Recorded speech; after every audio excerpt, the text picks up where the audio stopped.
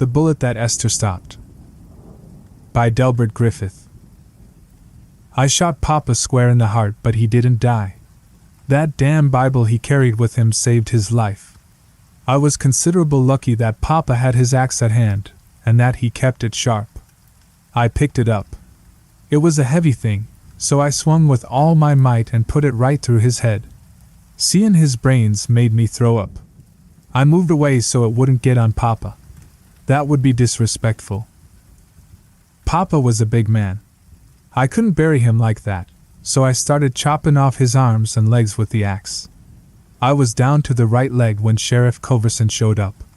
Wouldn't you know it, he came to arrest Papa for stealing a couple of old lady Renner's chickens. Papa didn't have to worry about that now. Hell, he didn't have to worry about the drought or where his next bottle'd come from either. I reckon I did him a favor, saving him from all that worry. Sheriff Culverson looked at me and looked at Papa. I done threw up again, so the smell was something terrible in the vicinity. I looked at the sheriff. He was a-shaking his head and had a sad look on his face. I reckon he didn't want to take a 19-year-old girl to jail. Especially me, seeing as how I was his daughter's best friend. Maybe he'll let Cassie visit me in jail. The jailhouse only had the one cell. That door a clankin behind me sounded like what Mama would call ominous. I kinda know what that means by the words around it. Cortex, I think they call it. I would know a lot more if Papa would have let me go to school. He said girls don't need school. They need to learn how to cook and to clean and to please their man. I'm damn good at cooking and cleaning, but I don't think I know how to please a man. Papa was a man and he was never pleased. Oh Lord! Here comes the sheriff and another man. I seen him around. Mr. King. He's always all duded up and talkin' fancy and smilin' and a-swingin' his walkin' stick around. I sure would like to catch me a man like that. I bet he don't beat his women. Not much, anyway. He ain't smilin' now. I reckon I'm in a heap of trouble. Well, Papa won't be slappin' the tar out of me for my sins this time. Both men sat across the table from Esther. The sheriff had placed the gun that Esther had shot her dad with, next to the Bible that had thwarted Esther's original plan. The metal gleamed in the harsh light of the room, sitting as silently as the three occupants. The ceiling fan squeaked quietly, not doing a very good job of cooling off the room. The open window allowed the sunlight to stream through, and a soft breeze brought a little relief from the heat, along with the scent of jasmine and dust. The harsh, unforgiving angles that the sun cast in the room matched Esther's mood. Esther reached for the wounded Bible.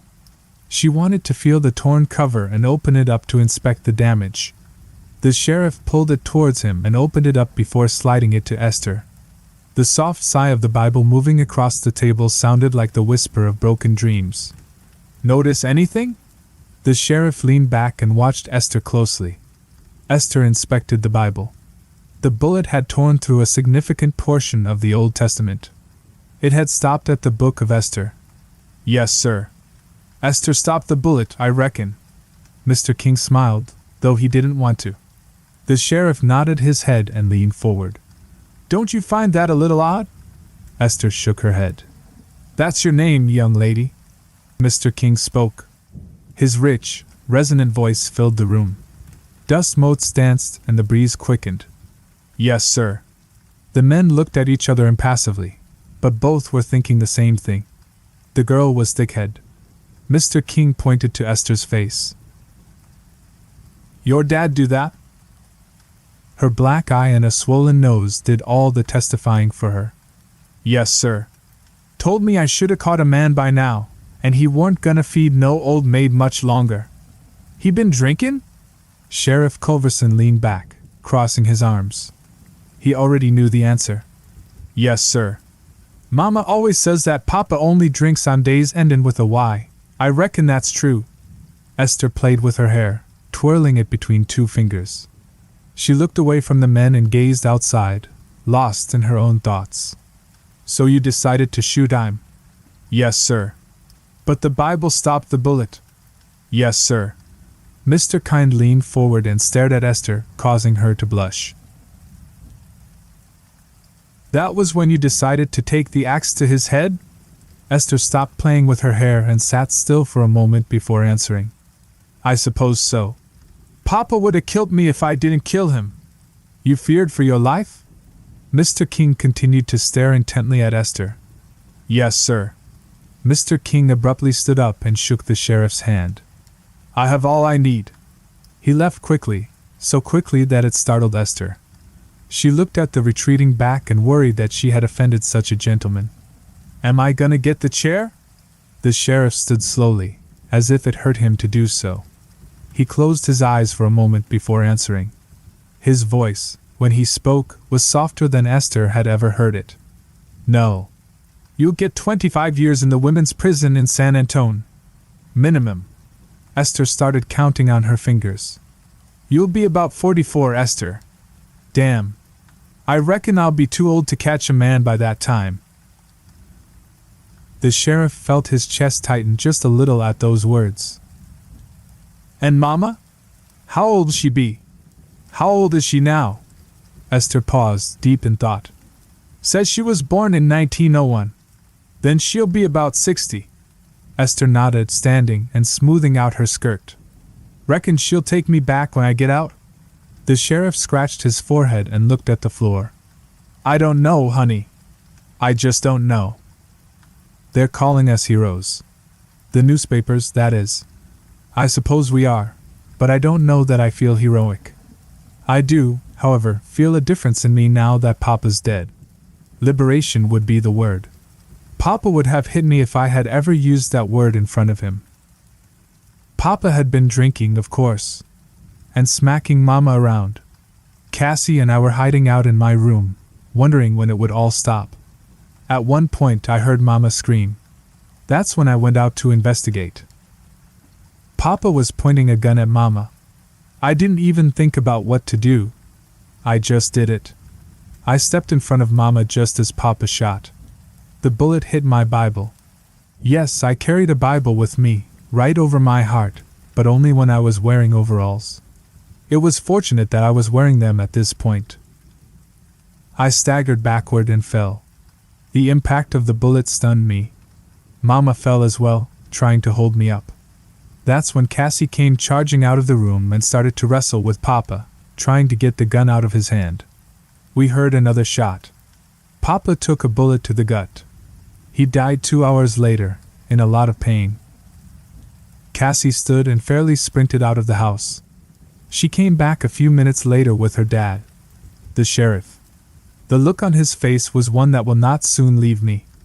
Pinched and drawn, with worry written clearly in the eyes. Mama should have never been home. She was supposed to go to San Antonio to see her sister, but Papa beat her so bad the night before that she refused to go. I believe that Papa beat her so severely so she wouldn't go. He was like that. Cassie shouldn't have been there either.